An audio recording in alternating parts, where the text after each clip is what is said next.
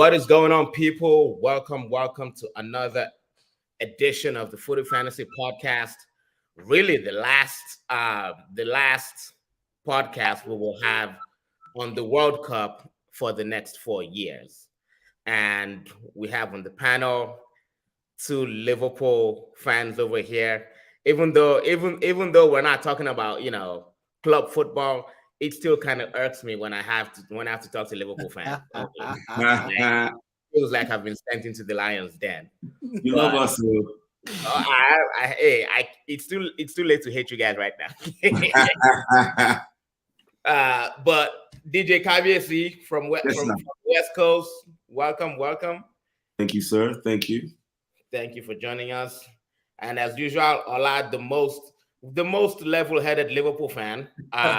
You wish. just jab Klopp and let me come tearing at you. Just mention Klopp is not the greatest of all time, and I'll just come tearing it. Klopp is not even a coach; he's a Sunday school teacher. But listen, guys. Look, I don't know if people have recovered from what we witnessed today, but today's game of football was epic. Before we actually go into the into today's game, what do you guys think of Qatar 2022 being people are calling it the best World Cup ever? Ola, what do you think? Well, I'm one of those people, so I'm not even gonna start. I'm not gonna start arguing about that. And it's not recency bias, because there's always tendency that what you just watch, you be like, this is the best of all time. But when I just flash back through all the ones I've watched, it's consistently drama all the way through, excitement all the way through. Even this match, till the very final second, Mbappe went on a run, dribbled like 3 or 4 people. Yes. I was about to shoot. That was the final kick of the World Cup. That was so that's from minute 1 to minute 90. Well, that's not even minute 90, minute 120, or whatever it was. So, and I don't know, it's just be consistently, like, even when the big teams win, like, you're like, wow, well, they still had to, fight for it. Or there was drama, there were narratives, even when it was comfortable wins, like when Portugal won 6-1, it was a comfortable win, but there was narrative of this Ramos guy who just came and banged the hat-trick. So just all through the tournament, there's just been excitement, there's been storylines, there's been narratives, there's been tears aplenty from all corners, and then it had to end with the legacy-defining moment for Messi lifting the cup. But no, I can't even think of any World Cup that comes close, like in my lifetime. Maybe some people will say 1970. Well, I was not alive in 1970, but I'm sure the standard was not like this. And there have been so many games where I'll be watching the match, I'll be like, what's happening in this match? Not just today. You'll be watching games, I'm like, what's going on? Yeah. Is this real? What kind of madness is this? Even quarterfinals, sometimes you get to the knockout stages and it becomes dry. It's just boring. But even from quarterfinals, there were still exciting matches all the way through. I know, best World Cup of all time, in my opinion. At least that I've watched, anyway. And I have to completely agree. With all that. Like, absolutely the best World Cup. Like, for me, before, the best World Cup was probably like 1990 or maybe 1994, like one of those two. And, back then I was a young kid, so you had the nostalgia factor also playing in as well. Yeah.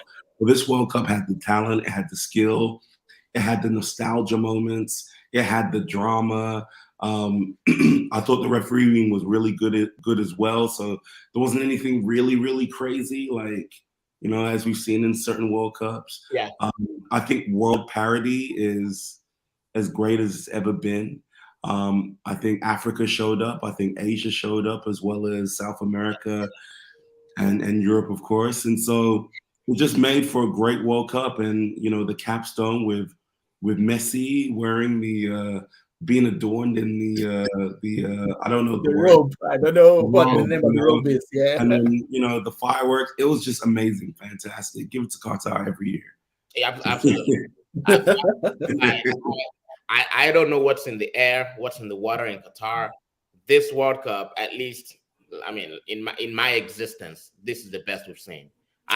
USA '94. I wasn't really watching football then, but I started actively watching World Cup since France '98. So France '98, Korea, Japan '02, Germany 2006, South Africa 2010, Brazil in 2014, Russia 20.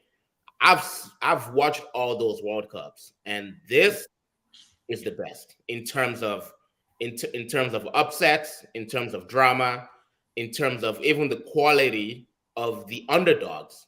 I think the gap is closing, between countries who are traditional footballing nations and countries in Asia, countries in Africa that have not really been strong. The gap is starting to close. So I look this World Cup has delivered so much drama. And again, I had people who lived in the 60s and 70s.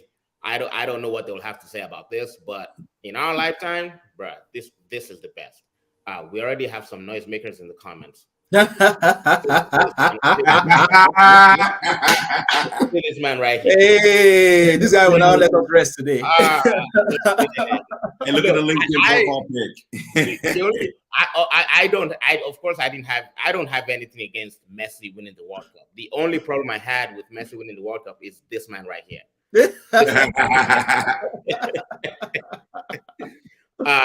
Coming from Facebook user, bro, the adrenaline rush was so great. I still haven't been able to catch a buzz after downing that many. Yo, Facebook user, if you're commenting from Facebook and you don't allow StreamYard to have your Facebook information or whatever, just put your name behind the comment. That way we know who it is.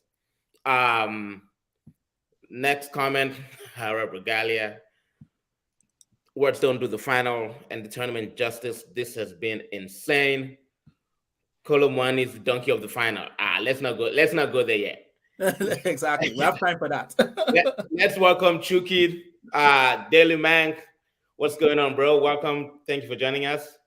Yeah, thanks for inviting. Sorry for being a little late here. Nice, bro. How's your heart? How's your heart?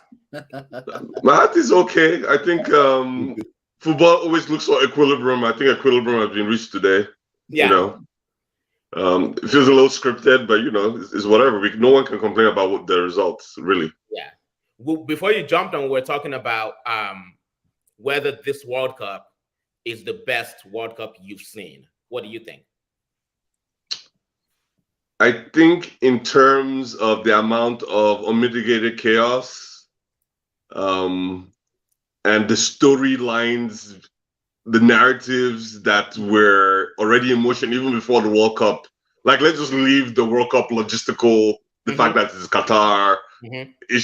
That FIFA angle is a whole different angle. I'm talking about you have two of the greatest footballers in the world in the, I would say the twilight of that career, but at least at the end of the spectrum of the career. Yeah. Ronaldo coming with a lot of volcanic activity behind him. Yeah. Right? Yeah. I mean, we want to walk on where Ronaldo was benched by his country. Yes. I'm just think about that. That is crazy. It's unthinkable. That is crazy. That's like Zidane riding the bench for France. Yeah. While an active World Cup is going on. I mean, this wasn't practice. This is for real. And you had Argentina losing to Saudi Arabia in the first game and eventually winning the World Cup. I mean, come on, this World Cup gave us things to play with. Yeah. and it not only did it give us things, it gave us, first of all, like you said, hit us with that Saudi Arabia one. That was just like, welcome to Qatar, And every single round after that, it just kept delivering. Like the way Japan and South Korea qualified, just ridiculous. Amazing. And then what Morocco was doing with Spain and Portugal, ridiculous. So is it the best World Cup? I don't know.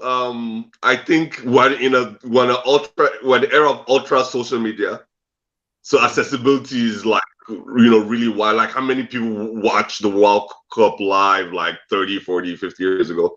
I mean, I just think of my time when the World Cups I watched, and what struggle it was just to access the matches I wanted to watch versus you can just do it on your mobile phone now. So you have to kind of balance those things out. I mean, I watched the World Cup in my bed, you know.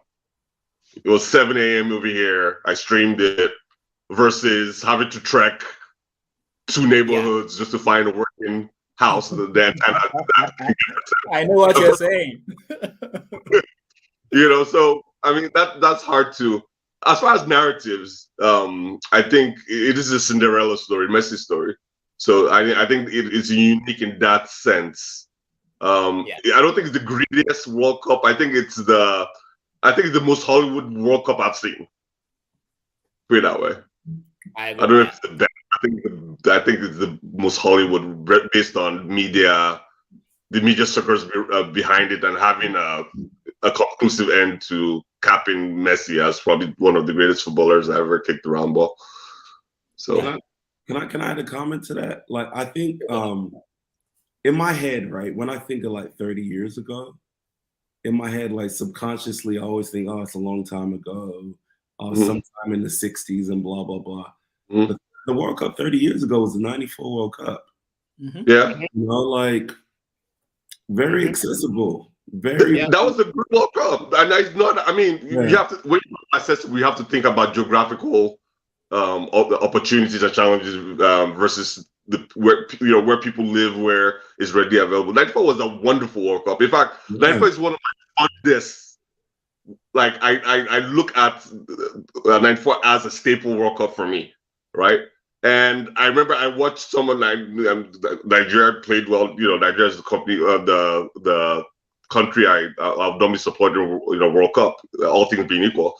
And they had an amazing tournament. It was a very, very good tournament. It was done in the United States, so it was broadcasted well. It's still not, technology moves very fast, right? Yeah, I mean, think about your iPhone, your Android phones, and how the iterative progress is over time. Is like the next season, there's a new one, right? So 30 years in tech is like donkey years. And the World Cup has kind of taken that trajectory. I didn't watch the World Cup in '94 on my phone. I watched the final today on my phone. Yeah, but I'm going to downplay a bit of this tech talk. I'm going to downplay that a bit because I don't think that correlates to the quality of the tournament we're talking. Yeah, it's true. It's more accessible. We can all watch it on our phones. But I watched 1990 World Cup. Okay, I didn't watch all the games, but I know there was a Cinderella story in that World Cup. And usually every World Cup will have a Cinderella story. Let's not pretend as if this is the only World Cup that has Cinderella stories. But what makes this World Cup unique for me is there were many narratives. Even you yourself, Chuk, have said it.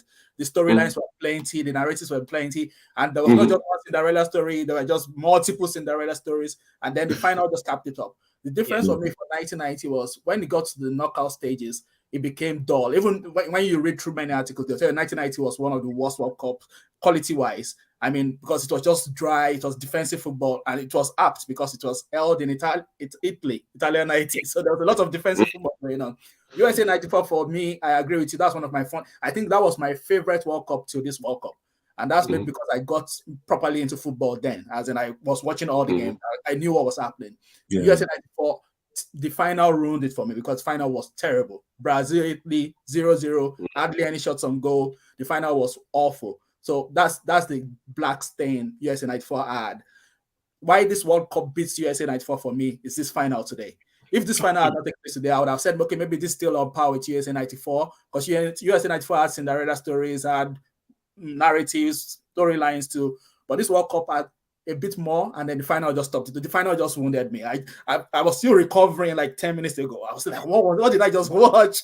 This final just tipped it over the edge for me. I was like, man, I don't see any other final match in this final in the past few editions. The last final was France 4, Croatia 2. It was a good final, but it was a bit one-sided because France dominated a bit. This one was just mad. This was just chaos from beginning to end. I was telling the guys, like, even in the final second, the final kick of the game was Mbappe dribbling past 3 people and almost scoring. That was the final kick of the tournament. And just before that, Argentina almost won it with a header. Just 30 seconds before that, Argentina almost won. It was just end-to-end chaos. I was just, what's happening? What's happening? For me, this is just the best. And that's a perfect segue to the next up, which is just let's just talk about today's game, because I think today's game is just, at least to me, it's proof that in a game like this, tactics out the window. Out the window. Like all that, set up, defensive, out the window. It was emotion, pure emotion. Just pure, because how do you explain, and I guess I'll go to Chucky for this, how do you explain France looking, quite honestly, woeful? Completely. Okay. Right. Let's get the context behind this. Like, Argentina, look, this whole storyline is happening because Martinez ends up in Guayaquil. I remember who injured Leno. And so Martinez is the penalties world Dracula. He will suck the blood, the trust, the hope, your whole dreams away from you. Like when you're facing that goalkeeper, right? I don't think he's fantastic. I don't even think he's an elite goalkeeper myself. That's just my opinion. But when it comes to penalties, this psychological warfare, apparently, Martinez is kind of like top 5 in the world, right? Period. He did the same thing in Copa America. But going back to France missed a lot of their stars, I mean, they didn't miss just good players. They missed monumental players. Let's Benzema is not even on the field, and he's the Ballon d'Or winner, right? Just with him. Even if we stop there, we'll just end the story, right? Yeah. But you can't take Pogba. They lost a lot of gladiators, right? So Argentina got the best France, and this France took it all the way, right? They took it all the way. So could you imagine if they had one or two of their champions in there? I don't know that we're talking about Bola, we're talking about Cinderella. I don't know that. I think the slipper breaks for Argentina. But France is good. France, as I said in the other part, France can field 3 teams that can get to the final of the World Cup. They're that stacked, right? So it was surprising. I think the energy, the burst of energy, Argentina came in here like, we're gonna die here today, and we're going to communicate to you from the very first second that we're all here to die. Yes. Mm-hmm. Yeah. That threw France off a little bit. It made them a little nervous, Maybe they even doubted themselves. But once they got into gear, like very, very, very, very, very, very late, the very, very late Mbappe show, once they figured out that, these guys, look, we should be, we're respecting these guys too much, I think they found their way to really almost sucker punch their way into this World Cup, which I think on the balance of everything happened on the field shouldn't have happened. Argentina should be able to close that game out. I mean, it's crazy what we just saw for that 2-0 coming in. That's absolutely mad. Yeah. So Ola, you saw, I mean, you saw France in that first half, right? Mm-hmm. And even before this game, I did not think the French midfield was good enough, right, to go against the Argentinian midfield. Mm-hmm. And we saw that Tchouaméni and Rabiot just kept getting run through. And even before the tournament started, I think we did talk about that this French midfield, we don't really trust it. Yeah. Now, remember Deschamps made some changes right before halftime, right? Mm-hmm. He took out Giroud and he took out Dembele, right? What did you make of those subs, and would you have done that? Especially considering Camavinga was on the bench at that time, Kingsley Coman was on the bench at that time as well. For me, yeah, I got into LD debate on the forum because I felt the changes were not my problem. The timing was. I felt, why are you making the changes for 41 minutes? If you want to really send the statement of intent, make those changes, immediately went to new, get those guys on and say, okay, I'm making it still. Like, so just 4 minutes to halftime and you're making those changes. Of course, it's validated because those changes turned the game around. But I still felt if you had waited to halftime, I just felt in the World Cup final, a bit disrespectful to the players, a bit embarrassing to say, oh yeah, you're coming off. Of course, you can take them off early, but why not just wait till halftime? If you're going to do it at all, just do it straight away after you consider the second goal. They were the right changes because obviously Giroud was not in the game, but it wasn't even Giroud's fault because he was not getting service, and Giroud was never a mobile forward. Yeah. The main issue was Dembele on that side. Dembele, the very first touch, this is not an exaggeration. Go and watch it back. His very first touch, he controlled the ball and he kicked it straight into throwing. His very first touch of the ball, and it was downhill from there. Yeah. It was overwhelmed. And I don't blame him. He's probably young. He's 22, 23. I don't know. He's young. It's a World Cup final. You can see some of them, the nerves were getting to them. But apart from the nerves, like Chucky said, Argentina came to die there. That's first service. Like, we're coming here to win all the 50-50s. We're winning the 60-40s, not just the 50-50s. We're winning 70-30s. They were jumping into challenges, physical. Yeah. They were all over the French. And in football, we always say this thing. One team seemed to want it more, and it was obviously the Argentines. They wanted it more. So at that time, it's not really about the tactics. It was more about Argentina wanted it more. They were like, this is our time. We're going to win this. So when they went 2-0 up, I don't blame Deschamps for making the changes. But I felt, out of a bit of respect, if you know you're going to drag those guys off, just wait the 3 or 4 minutes halftime and then drag them off. Yeah. Of course, the changes worked, because what now happened was it brought on physicality, power, and speed. Thuram, and was the guy's name? Moani on the right. Power, speed, physicality. So that now they are now matching up with the Argentines, because the Argentines, that's what they had the first half. They were like power, aggression. So when you brought up those those guys leveled the field a bit. But even at that, I wouldn't say that was the main thing, because like you said, it's not really, this one was not really about the tactics, to be honest. It was just immediately they cracked and France got that first goal. Immediately France managed to get that first goal. You could just see it. You could see it coming. Like these guys I didn't see the equalizer straight away, but I felt immediately to get that goal, because Argentina have had a track record. This is not just hindsight 2020. Throughout this tournament, Argentina have had problems holding on to leads. Like when they go in front, they find it difficult seeing games out. Even against Australia, they were 2-0 up, went to 2-1, and Australia had a chance at the last minute to equalize. So Argentina have had a lot of problems seeing our game. So immediately they cracked and they considered that first penalty. You could see it coming. Like, man, France are not going to let. So, no, I wouldn't say it was more tactical, but it was the subs. The subs they brought that power, aggression that they needed. So, yeah, it just made a fantastic final.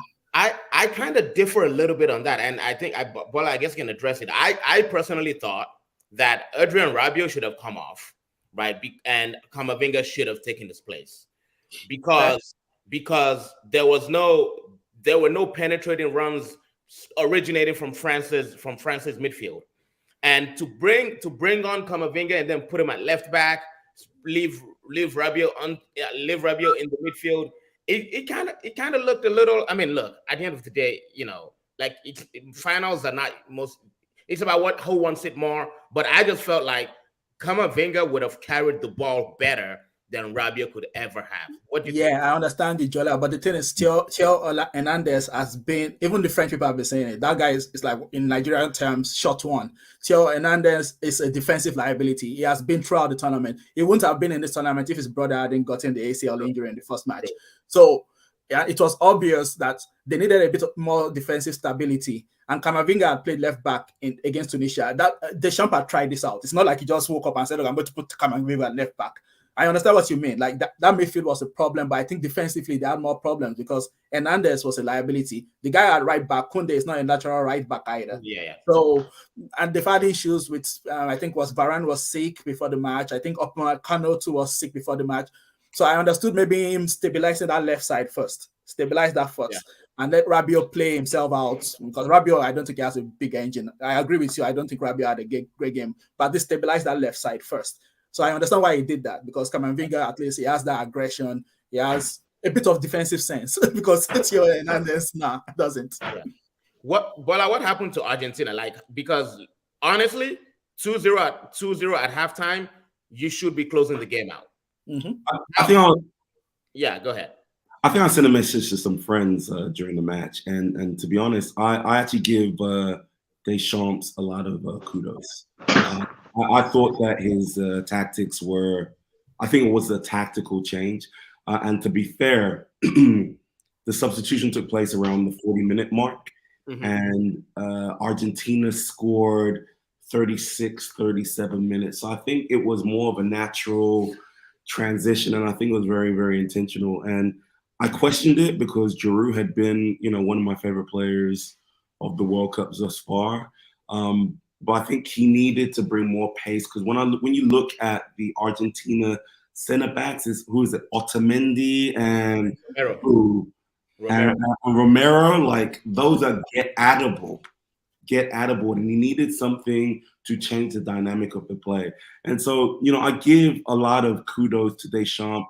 Previously, I thought he was overly conservative in the previous World Cup, but this World Cup, he definitely came to play, in my opinion. And I think one of the mistakes that Argentina made, in my opinion, because the French didn't really even come on until late in the second half. Di Maria was having the game of his life. Yeah. Di Maria was having the game of his life. Yeah. I think there was reasons why they wanted to bring him off, but they should never have done that. They should have kept him on, kept the pressure on the French. Him coming off allowed that stability on the right-hand side to come into play a little bit more and enable the French to gather a little bit more confidence and to pressurize that Argentinian back line. And it's been the story of the Argentinian team the whole World Cup. They have not been able to hold on to these delicate leagues. It's been a reoccurring occurrence. But it led to and also EJ commented on the Pim. Absolutely pinned Argentina. The queen of Pim. Okay, let's take some comments. Facebook user, the comment, or maybe because the timing as mid-short player and at the end of a long club/UCL season, relatively fresh, and hence produce the best possible tournament. Maybe. Something similar happened in 2002 Korea, Japan. Oh, this is Dr. Sycat. P.S. WTF is streamlined or streamlined. I'm not. All right. As a Sycat again, Germany could not do the job of two like he did previously. Against Netherlands, Argentina went 2-9. What does that mean? Oh, 2-0. Formation. Okay, yeah, formation. Pavard should have played. Yeah, I mean, I just know that Koundé is not a he's not a Pavard fit. I think Pavard was injured. Is it not? I think Pavard might have been injured. Yeah. Taking out Di Maria messed up Argentina. I think I agree with that. Argentina is mentally soft. The moment they concede one, they get rattled. Yeah. But I mean, I don't really agree with the last one, the mentally. well, okay. I don't know where they're getting that one from, the mentally soft. They just won a Copa America. But other than that, and they have like one of the best goalkeepers in penalties. So let's just park that one there. I think they're just playing the colossus of a nation. I mean, France is super stacked. Yeah. And France were playing under themselves, even with the players they had. They feel that they're playing under themselves. Ola called it right, and I think a lot of people have been saying that Di Maria had the best tournament, game of his life. The very diametrical opposite to that is Dembele had the worst defensive performance you could ever think about. And you don't blame me. I don't think he's that kind of player. This new what they, when they say, oh, they had a dog in him. That's not. You don't think about Dembele. I mean, that's like telling Sancho to mark someone that's someone that's already consigned to having a very, very aggressive game. So I think that's what Deschamps probably kind of miscalculated there, leaving Dembele on Di Maria, and understanding that you don't have the same midfield you had the last time around that are going to make sure you're not under pressure all the time. And it goes back to because when France. The job France was able to do on Argentina the last World Cup, that was a midfield masterclass from N'Golo Kante, right? And that was their MO the entire World Cup. N'Golo Kante covers everything. They had a ball playing midfielder in Pogba who could set Mbappe free in a split second. Yeah, was not Chouameni is not really a ball playing guy like that. Rabiot not so much. So those And they couldn't beat Argentina's press. They couldn't at all. Yeah. Argentina had the same thing that they had last time. They had McAllister and DePaul just doing all the grunt work. So this is the part where we have to pick a team of the tournament. And Ayo made sure he made this very difficult because we cannot choose more than one player from a country. So that last rule. Your team of the tournament must be 11 players from 11 different countries. which I think is possible. You guys should come in. Who wants to go first? Ola, you want to go? It looks like you did your homework, Ola. Man, I think my homework is wuru because at this moment I just realized I picked 2 players from Argentina. You know what? Ayo that is giving us this homework. Let us see your own answer. Right. Okay, but Ola, go ahead and tell us. Okay. Well, for goalkeeper, I had Martinez. Not because I think it was anyway. He won the Golden Gloves, to be fair. Yeah. But I don't think it was brilliant all through. But like Chucky was saying, there it's the mentality, the mind games. Yeah. That is the English we say the shithousery. The guy is an exponent of that. Even when he won this trophy, he was just making some weird gestures after winning the Golden Gloves trophy. I was like, what's wrong with this fella? But yeah, it can be a bit annoying because it can put people off. But I just think you need a mentally strong goalkeeper for all these tournaments. When you win it, you usually need a mentally strong goalkeeper. Yeah. And yeah, he proved himself. So I'll have him as my goalkeeper. But the problem is when I have him there, then what will happen to Messi? So that's why I said I had 2 people as my Argentine. So maybe I'll probably take him off, and we'll come back to that later. Yeah. Left back. Well, at the moment I have Mitoma. I have put this fella from Japan. Yeah. He played very well. Yeah, he played well at left back. In centre back, I have Virgil van Dijk. I have to rep my boy, man. He took them to the edge of glory. Almost knocked out Argentina in the quarterfinals. Yeah, sure. Captained them, and I like him for what he did for that chest bump where he just chest bumped. What was his name? Was it the Paul and just bounced him to the ground in the quarterfinal? Yeah, so I have him there. At right back, I have Hakimi. Next to centre back, I have, well, let me just put Harry Maguire because, to be honest, people are going to shout. Well, he had a good World Cup. Come on, guys. At least above his normal, very bad standard. So I'll put Maguire. Okay, I'll remove Maguire then because if people are just going to I'm not complaining, no. Hey, look, it was tough anyway. Trust me.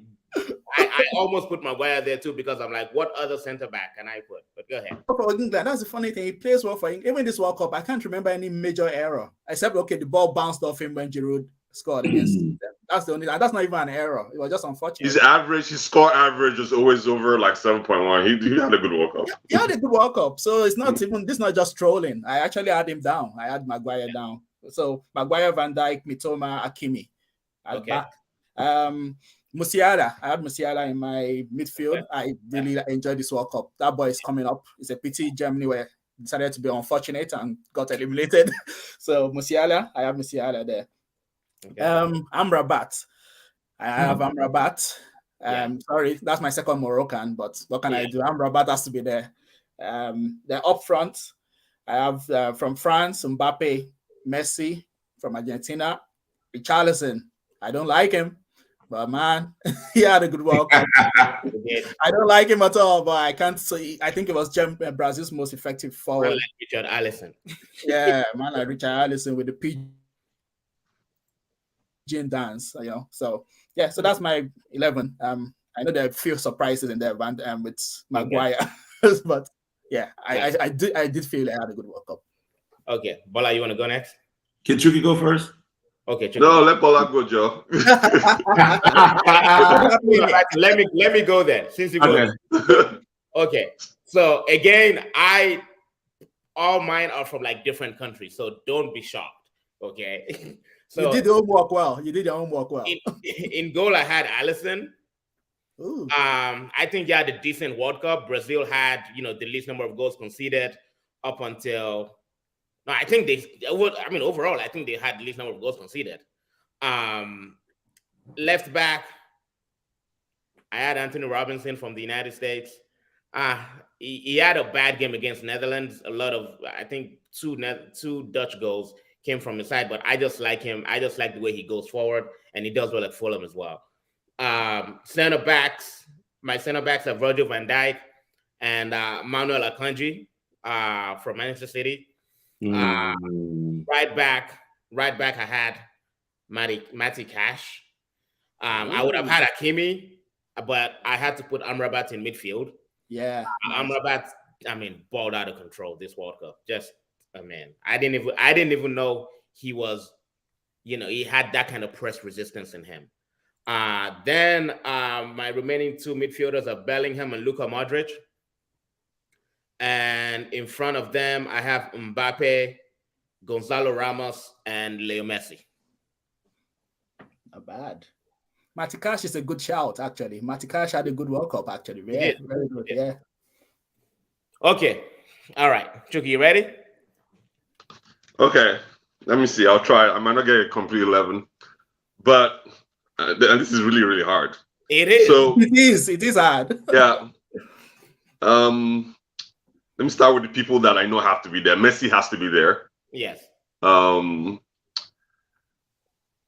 Morocco, everyone's going for the other Amrabat. I'll go for Onuahi for me. Yeah. Okay. Yeah. Yeah.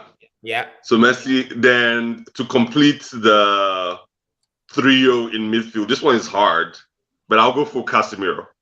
Okay. I'll go for Casemiro. Not a bad shot. Yeah, I'll go for Casemiro. Since I couldn't get Amrabat in, I'll go for Casemiro. Okay. Okay.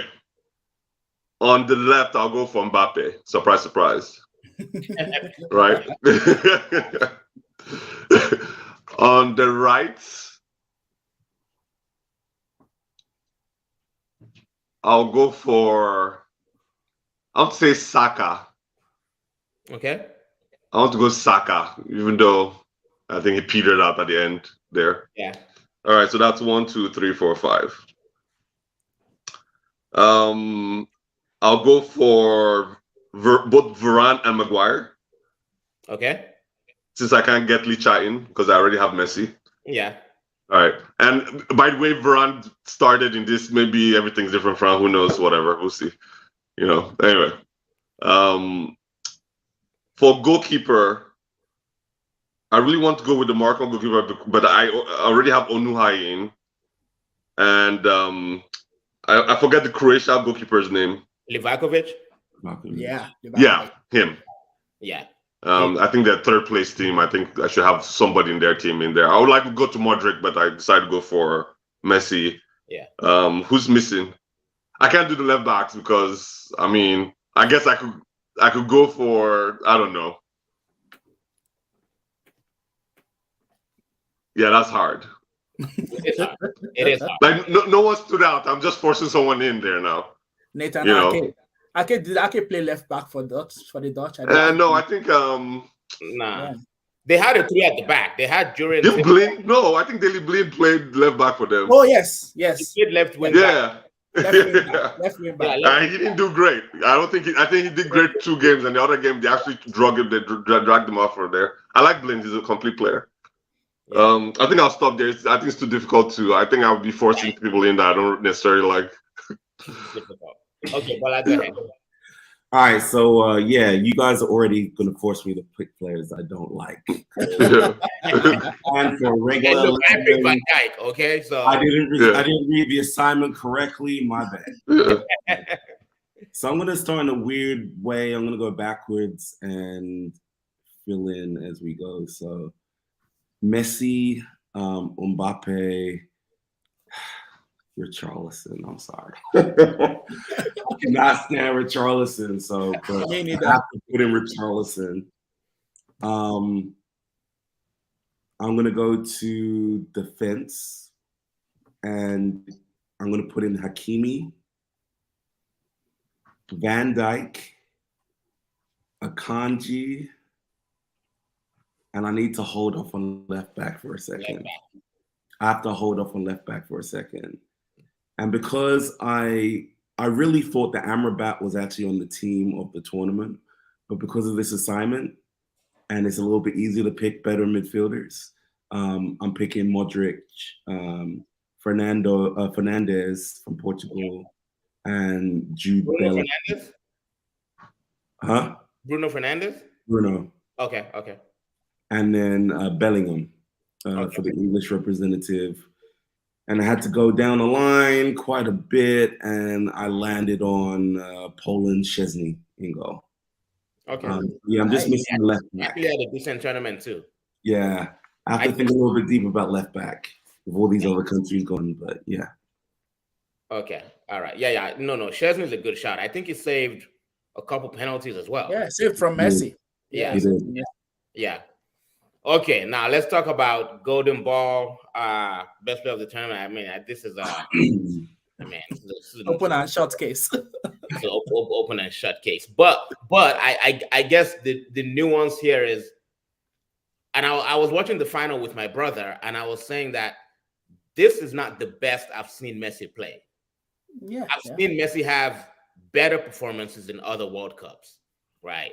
But this World Cup, it just so happens that, look, the stars were aligned. I think, it was just a matter of time. You guys, is this the best you've seen of Messi in the World Cup? In a World Cup? Yes. Or any international tournament? In a World Cup, yeah. In the World Cup, like he's kind of struggled on, some of these bigger tournaments. Yeah, World Cup hasn't really been his thing like that. Yeah, but it wasn't. Oh, go ahead, Chucky. Go ahead. You go first. No, sorry, I was just thinking out loud, but go ahead. Finish your thoughts. It wasn't the best Messi performance. I don't think Messi was the golden ball. I think. Who do you think wins the golden? Well, could have won the golden ball? I think you have to give it to Messi. Right. You have to give it to Messi. I don't think he was the best player of the World Cup. I think Mbappe was probably the best player of the World Cup. Okay. And depending on what Drew did, Drew kind of fell off because of the final, right? And because he got taken early, but it's fitting to give it to the best player of the winning team, and I thought Messi had a really good World Cup. I thought he was, but again, it wasn't the best I've ever seen Messi. But the two things can exist at the same time. Yeah, absolutely. Yeah. I just following ball up quickly. I think yes, you have to. I mean, I always. Like my whole issue with Argentina is the whole narrative, the whole Cinderella thing. Like I wasn't feeling it. Like back in the day, players went in to go die for their country. Now it sounds like in the era where countries are coming in to die for them, which is interesting. This whole heroism culture. Argentina really wanted winning for Messi, which I don't know. It still sits a little weird for me because I'm from the era where Maradona is going into winning for Argentina. Yeah. Like this is a role reversal, right? Pele is going into winning for Brazil. Yeah. So it's kind of weird. I'm not saying, I'm not one of like, oh, this era is better than this other era. It's like, it's fine. This is where the time vector is moving. I'm fine with it. I just need time to assimilate to it. Mbappe, yes, obviously on fire. Like he takes other than one game he skipped that he didn't really, when I mean skipped, he didn't really do a direct input, but he caused enough chaos and attracted, presented enough magnetism to allow other people to go thrive elsewhere. Yeah. Other than that, I think if it was all binary, he would win the golden ball. But he's young. Messi did everything he did, and he's knocking on 36. You have to think about that. That's amazing. Just from an athlete point. Exactly. It's not a level playing field. Real symmetry. If you take all the advantages Mbappe has, he has a super team, regardless of how diluted it was. I think Messi's feat is, it's a little bit more interesting, put it that way. A little more effort taken. I'm not saying he has slouches. Obviously, Alvarez and he had a lot of lieutenants that would not be the narrative of this World Cup, that he carried the whole team on his back nonsense. But I think Messi, other ones he's won at the World Cup, I think the last World Cup? No, the one before that. I think that was very forced. This one's a little bit, you can give it to him now. It makes sense. Yeah. To give it to him. Yeah, the age thing comes really into play. So in relation to the question, that is this the best Messi you've seen. It's not going to be, because he's 35, knocking on 36. The same thing with the Ronaldo narrative that, oh yeah, he's dead foot. Yeah, he is dead foot. He's 38. He's going to be 38. And he has the right to be. He's earned the right to be. Exactly. Thank you. He has earned the right. So that's why when people start knocking him, even I'm not going to even knock Messi at all for his age and for all the running he has done in the previous editions. He has earned the right not to run around in this World Cup. He has earned the right not to go pressing. But even today, you could see him coming back to tackle for the ball. Man wanted to die there too. He wanted to leave it all out there. Of course, his body is not the same it was before, 4 years ago. So why I would not really say Mbappe was quarterfinal, semi-final. Mbappe didn't do very much. Now, I mean very much compared to the final. So quarterfinal against England, it was a bit anonymous. He didn't score, didn't assist, I think. Semi-final, he got a deflected assist for the second goal against Morocco. But apart from that, it was quiet in that game too. Like, Messi scored in all the rounds. Now, to be honest, let's caveat that it was penalties. But I'm not one of those who say, oh, penalties are just like, oh, let's just write it off. You still have to score them. And that's why I respect what Mbappe did today, because those two penalties he had were really pressure penalties. Yes. The first one to get back in the shootout as well. And in the shootout, the shootout, is a bit of a leeway, because if you miss, you still have your teammates who can manage to maybe make up for you. But in regular time, and the one in the extra time, especially that one, you know that if you miss that one, there's no way you guys are coming back. Yeah. So I'm not one of those who like look down somebody scoring penalties. So if Messi scored 4 penalties out of his 7 goals, he still had to score them, because when he misses, people will be the ones to throw him. They troll him. Oh, he missed penalty, missed penalty. Yeah. So when he scores it, you have to give him his dues. But for me, the reason why I think he had a bit more influence on Argentina overall, because he had a few other assists. So I think he deserved the golden ball. I understand the narrative of, oh yeah, they forced it on him, the previous one that he won. That one, I don't think he deserved it. He didn't score. I think he didn't even score in the knockout rounds in that World Cup, the 2014. They gave him the golden ball. He looked embarrassed to even receive it. He looked very sheepish. He looked very embarrassed to receive it. It's like, okay, like why are you giving me this? Exactly.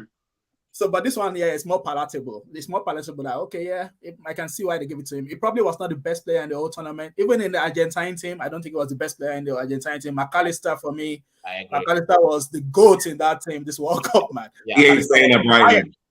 Yeah. He is not staying at Brighton. Yeah, he's playing at Brighton. Imagine. He's not staying at Brighton. No way. He's not staying there. No way. No way. They're gonna yeah. After next summer, he's not. Yeah. Nice. So I wouldn't say Messi was even the best Argentine player, but I understand why they gave him the golden ball. McAllister for me was probably even the best player in that team this World Cup. What do you guys think of? And this is not in. Well, actually, before I ask this question, let me take some comments. Psychet says, I believe there's a decent player somewhere, Maguire. Well, then take him to Liverpool.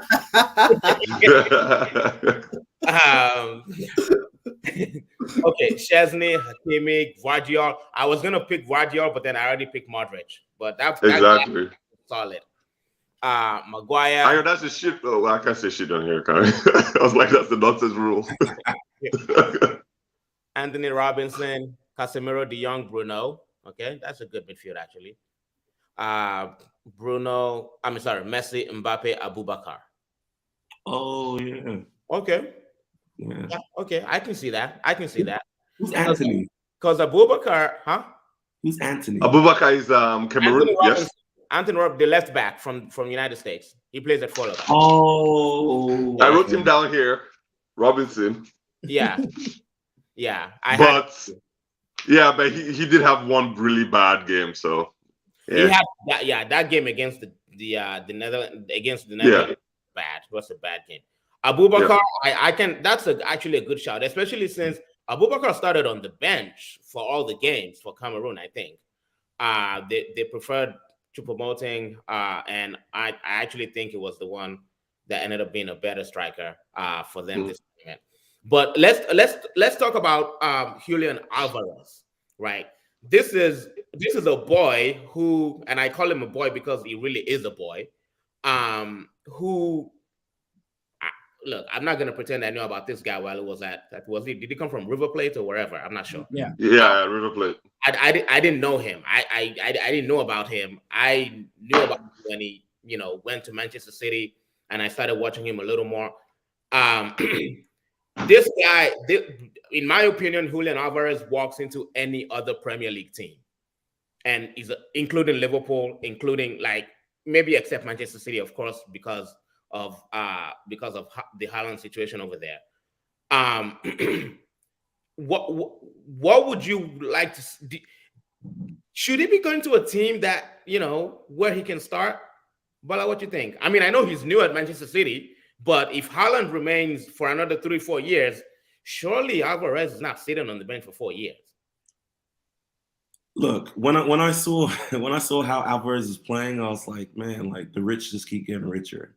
Like I was more mad about the fact that he's a Manchester City bench player than anything else. It's like, Jesus Christ, like what is going on? It's up to him. Like I don't like to tell people what to do and their players, and if he thinks this is the best chance for him to win. I don't know what his contract situation is and how much money he's making, but the guy's a pure talent. If he thinks that this is his best chance of winning Champions League, winning multiple English Premier Leagues, and I understand why he's staying at Man City, and also the opportunity to play under Pep Guardiola is always going to be great. I understand if he wants to move and go play somewhere else, but at the same time, I also understand, if he wants to stay there. And also Kun Aguero, the World Cup champion himself, I'm sure has like a big influence on him as well. So following his shadow is also probably a factor that we're not considering. Yeah, Chucky, if you're his agent, what are you doing? What are you telling him? If I'm his agent, I'm sitting pretty, because he's in a perfect ecosystem where he doesn't have to take control. Okay. Yeah. Right. He's like, all he has to do is to make sure he manages his client, that he doesn't fall below the Grealish line. Is what I call the Grealish line, where you're supposed to be a top player, right? Everyone knows what I mean. It's not a dig at Grealish, but you're a top player. Nothing. Grealish hasn't turned overnight. He's a wonderfully talented footballer, but the amount of effect and impact you bring to your team, I think it has sunk a little bit lower than what his standards are. So he can do the 1-for-1, and I think people will now realize now with this World Cup, the scales will probably fall out their eyes, so they can see how financially doped City is. Mm-hmm. City is so financially doped that Liverpool and Manchester United owners have given up. Yeah. They're like, we're out of here. They don't want to hear that. They don't want to hear this. They don't want to hear this. You can have it. Like we can't keep up with this. Compete. Yeah. Can you imagine? Like let me speak on my team, Manchester United. Manchester United whole thing was like we couldn't get Haaland. So the next thing we had to do was to get in, and we pulled all the moves and all the strings to get Ronaldo here. Yeah. This guy not only got Haaland, they got this Alvarez guy as if Haaland gets like a cold, you can come up and do your thing. It's ridiculous the amount of that's your second striker, really. Yeah, it's ridiculous. Come on now, 100 million pound Grealish on the bench. Mahrez, 60 million pound player. It's like that. So if I'm his agent, this is now Bundesliga territory where you can be on a team, not too much pressure. You're playing with really great players who also make you look great as well, and you can build your team profile, like your actual medal profile. You get 1 or 2, then you go and eat PSG's money and Real Madrid's money, right? Right? Nice. Yeah, good agent. Yeah, good agent. Good agent. I'll what you think. Well, for me, he just needs to stay there for a bit. He's just gotten there. There's no pressure on him to be the man who's going to deliver the goals all the time. That's Alan's job. And when I used to call them Lance Armstrong FC, people would say, "Oh, it's just because you're a bitter Liverpool fan because they keep beating you guys to league titles and stuff. That's why you Liverpool fans are bitter against them." We're not bitter. We're just saying the truth. They are financially doped. They've used their money well. Now you can't blame them. Some clubs, some teams have money and they waste them stupidly. They've wasted a fair bit of money. Man City have wasted a fair bit of money too, but they've gotten to this stage where they're now a self-sustaining system. So now they can afford to sell players to balance the books. At the beginning, they were wasting money on 50 million left back and right backs who were not working out. They were buying goalkeepers, were terrible. But now they've gotten to that successful stage where now they can even buy, like this Alvarez you're saying now, in answer to your question. If they keep him for two years or so and he's still scoring at a good rate of maybe 1 goal every 2 games, they will sell him to Madrid for 50 million, 60 million. And they make their money back or they make a profit, which is what they're doing now. They're making profits on players. They could sell Raheem Sterling and make a profit on him. They could sell Jesus, make a profit on him. So they got to that stage. Yeah. But before they got to that stage, they lost a lot of money too. They wasted money on players. So when we point out the financial doping, it's not because we're being bitter or we're just trying to rain on their parade. Guardiola has had access. He's a fantastic manager, but he's had access to a lot of money, financial dope money. Lance Armstrong FC, that's what I call them. They're Lance Armstrong FC, and I don't blame them because if my team, Liverpool, like Bola will know, if we got bought by the Qataris tomorrow, or if we got bought by the Saudis, we are going to be balling. I'm not going to be crying. I'll be happy for them to financial dope us too, you know. So it's what it is, man. Alvarez is going to stay. He's going to stay there. And that's the best thing. Just stay there for 2 years, get a few more trophies, score a few more goals, then get your move to, like Chicken said, PSG or Madrid, go and chop their money there. Okay, so it's time for kudos and donkey of the whole tournament. Bola, let's start with you. Let's start with kudos for the whole tournament. Bola, for the whole tournament, McAllister. Okay. McAllister. I didn't know much about him. I was like, wait, is that the Brighton guy? And impressed me. But, you know, beyond just him, like Amrabat, but the Enzo Hernandez, McAllister, like, and Alvarez, like those players really, really impressed me this tournament. So that's my kudos. Okay, let's take comments before we go to Ola. I think it's like how Alvarez, the chop bench at City is interesting to me, Sean. Hey, I beg, make them bring this endless Saudi or Qatari money to Old Trafford. Exactly. You all want a bit of that financial doping, man. Please bring it. Okay. Ola, kudos of the tournament. Well, I'm going to go with my Pan-African spirit and go for Morocco. Yeah, they're representing the Arab world too. Yeah, we get that, but they're still in the continent of Africa. And somebody was saying something on one podcast yesterday, and I was like, wow. When I now reasoned about this is how big the achievement was. In all the World Cups, there have been 88 teams that have qualified for World Cups, and the only 3 non-European or non-South American. The only 3 non-European that have made it to the semifinals of a World Cup. Oh, wow. And one is South Korea, USA, and Morocco. Wow. So every semi-finalist in every single World Cup have either been from Europe or from South America. So that puts it into perspective, this kind of achievement Morocco just made, because before them it was just USA and South Korea, you know. So they've done really well. It's a pity they don't have a fantastic finisher. They don't have clinical finishing, because I think they could have done even much better. But I like in the previous podcast, I was like, I tipped them to get out of the group. In my bracket, I had Morocco qualifying for the second round, but I just didn't see them going all this way. But I saw them in the AFCON, and I was like, there's a team, there's a good team in here, you know. And that was without CH. That in the AFCON they had no CH. So that former coach froze him out, right? The former coach froze him out because he clashed with him. Said ZH was not running, he was not pressing. And then this new fella came in, Walid came in, and ZH is ready to die there, running 120 minutes non-stop. You know, man management matters. You know, you have to be able to connect with your star players. Yeah. You have to make your star players feel worthy enough that, okay, we'll run and drop every single energy for you, you know. And this new guy I think, is just a great man manager.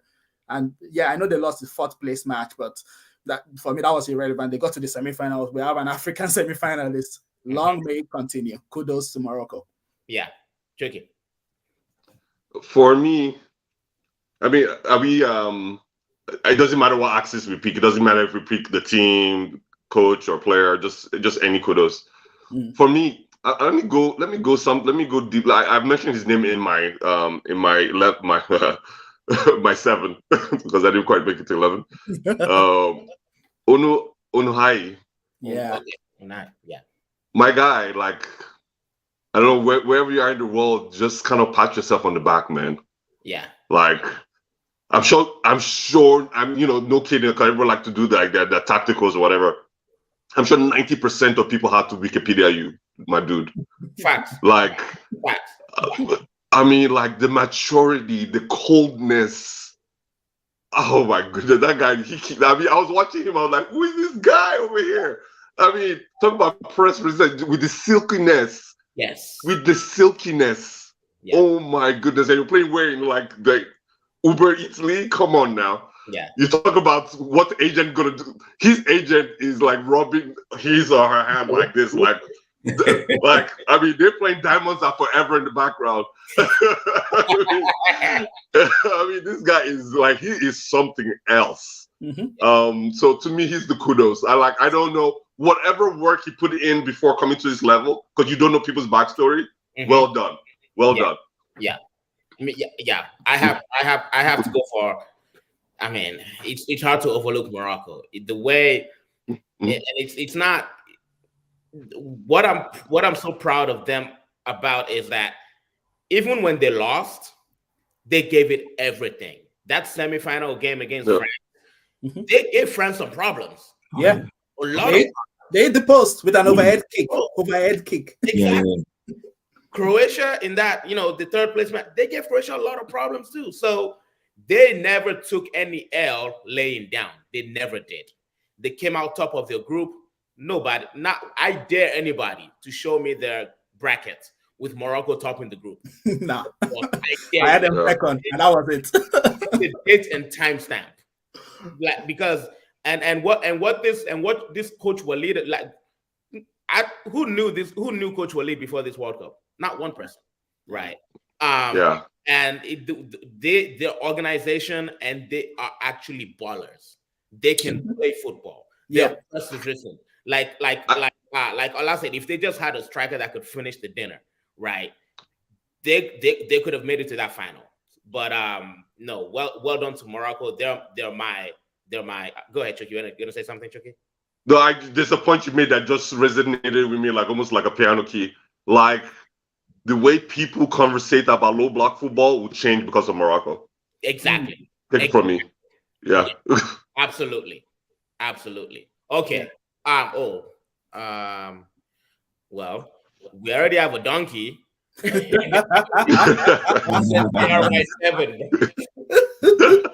Okay, guys, you guys need to lay off Ronaldo, man. Oh my goodness. Oh, you're feeling sorry for him now, Gakwame.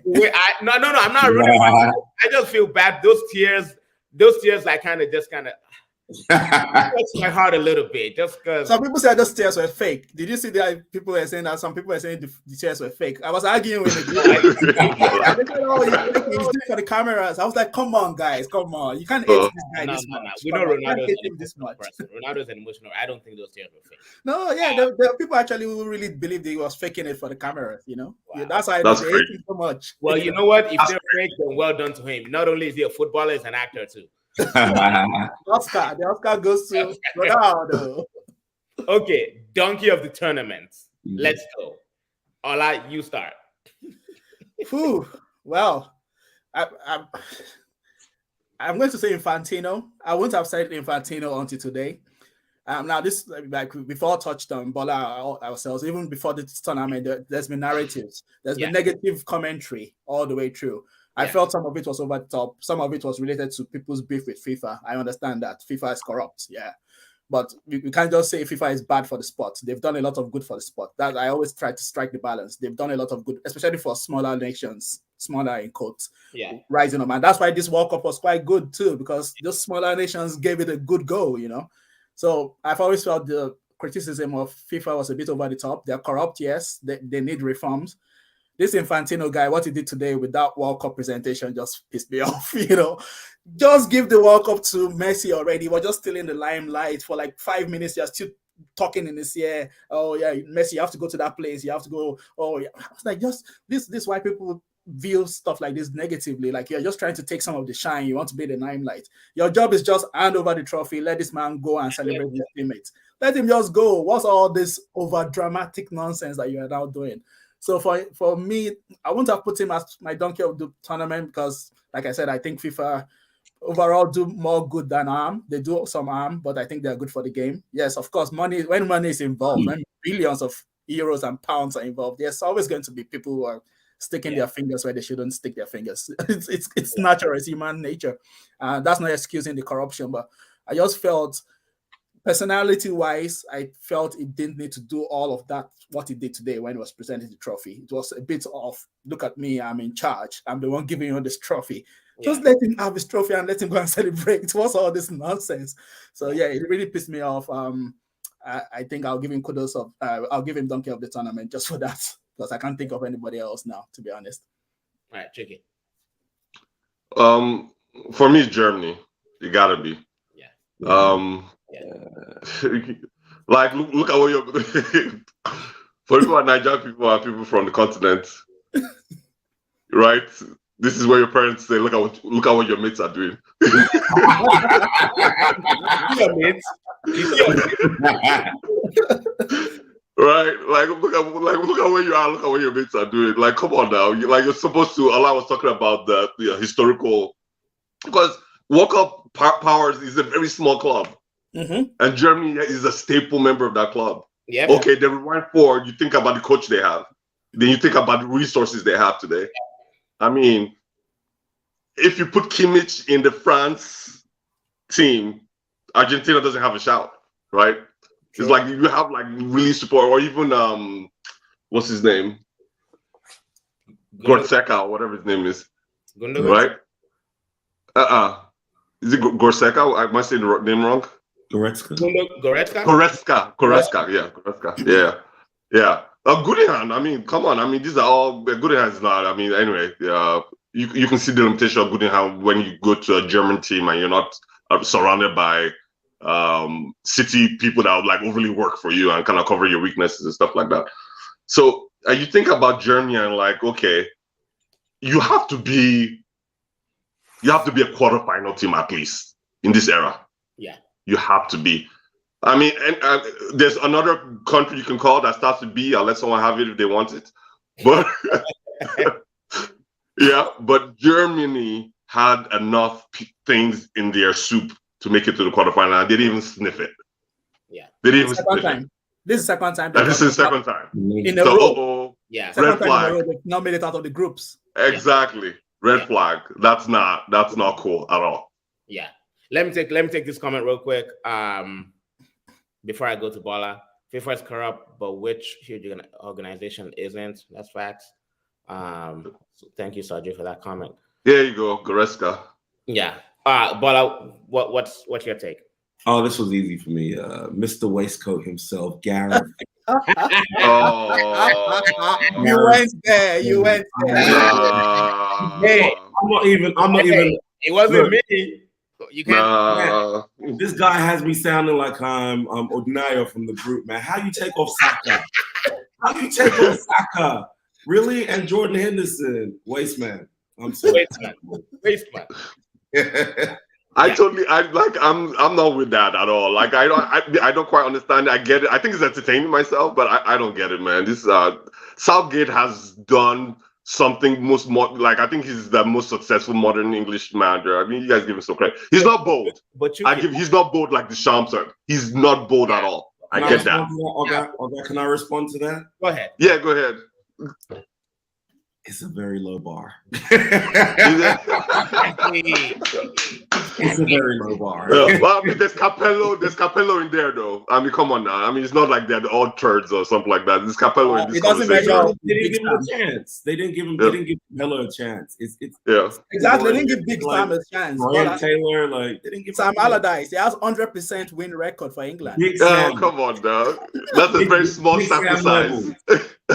big like he's done a lot to get the team, the spirit of the team together, and he's started a lot of new generation. I do credit him for that. But someone made a really good point. England need a manager at the level of the players and talent that they have. And I think that this generation, we all idolize, like, your Gerrard generation, your Lampard generation, your Scholes generation.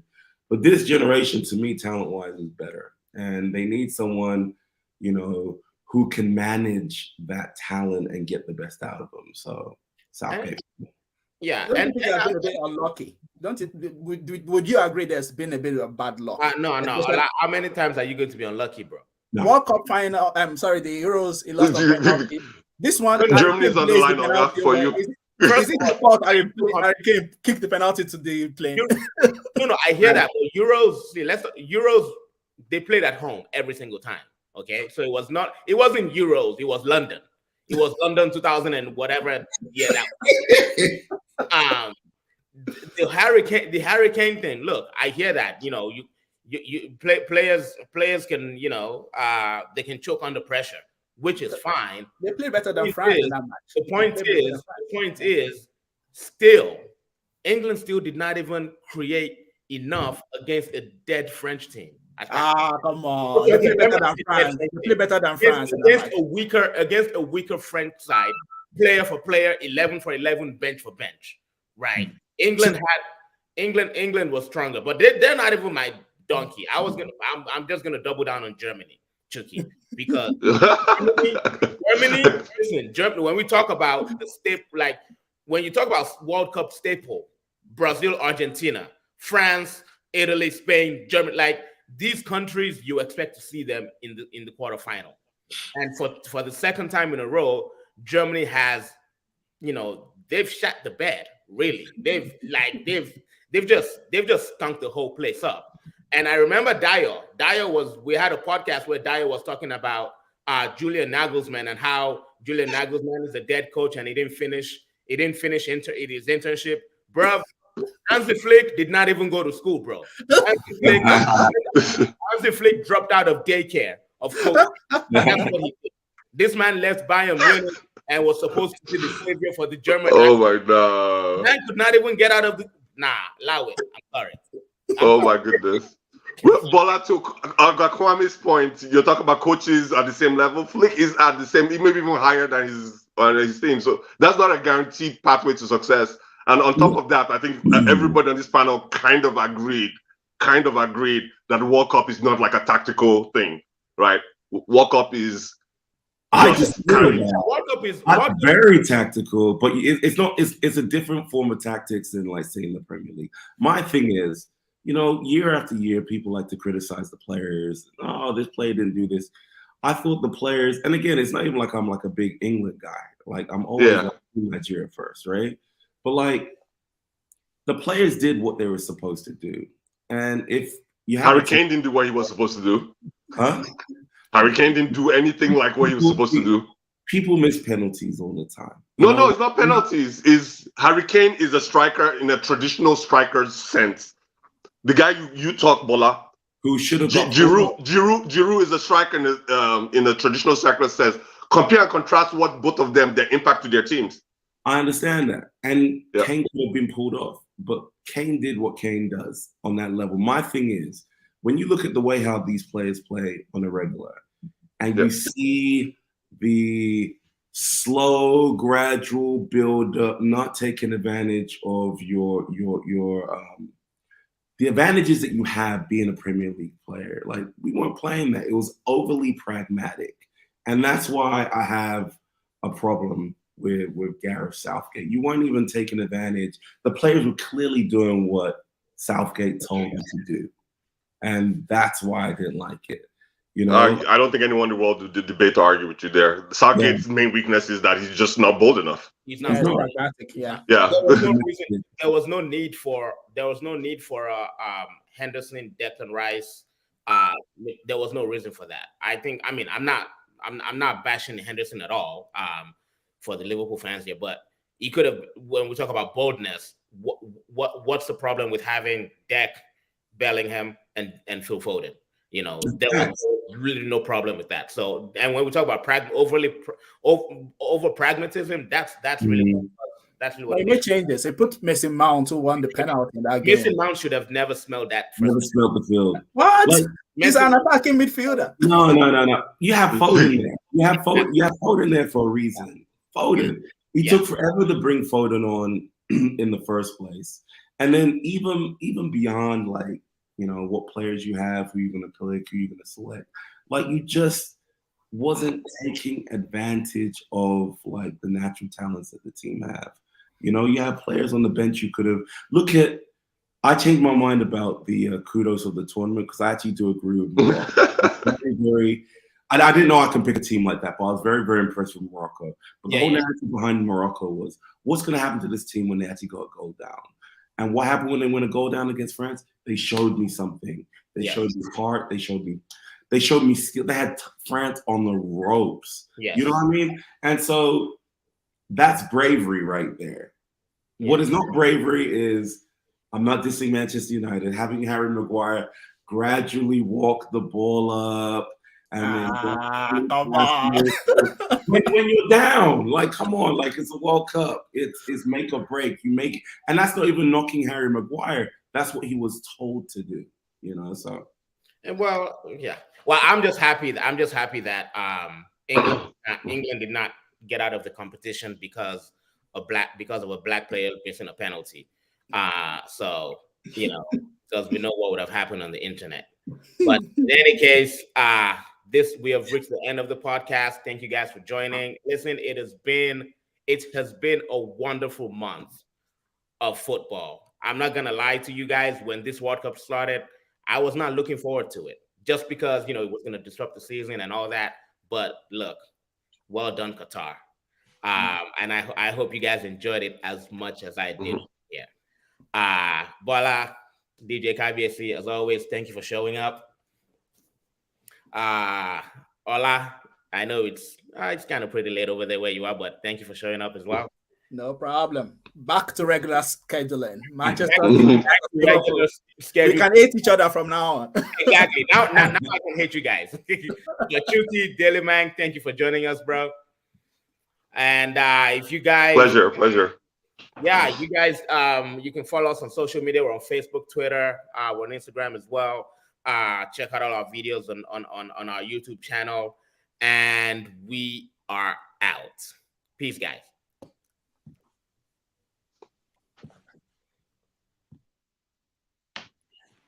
Take care, Kachuki. Hey, Bala, take care. Have a good one. Care, All right, bye.